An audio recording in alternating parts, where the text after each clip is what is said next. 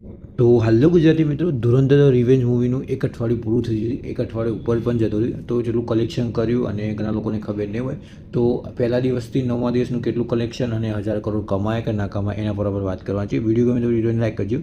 તો 0 દિવસે જે દિવસ પ્રીમિયર શો હતા એ દિવસે 43 કરોડ, પહેલા દિવસે 102 કરોડ, બીજા દિવસે 80 કરોડ, ત્રીજા દિવસે 113 કરોડ અને ચોથા દિવસે 114 કરોડ. તો આ હતું 4 દિવસનું કલેક્શન. એના પછી મેકર તરફથી પોસ્ટર આવ્યું.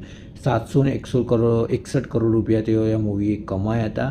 અને એક ઓફિશિયલ જેમાં ક્રોસ કે વિદેશમાં કેટલું થયું એ બધું મેન્શન કરેલું છે, સ્ક્રીન સામે જોઈ શકો છો. એના પછી 5મા દિવસે 65 કરોડ, 6થા દિવસે 56 કરોડ, 7મા દિવસે 48 કરોડ. એમાં પછી વીક પૂરું થઈ ગયું.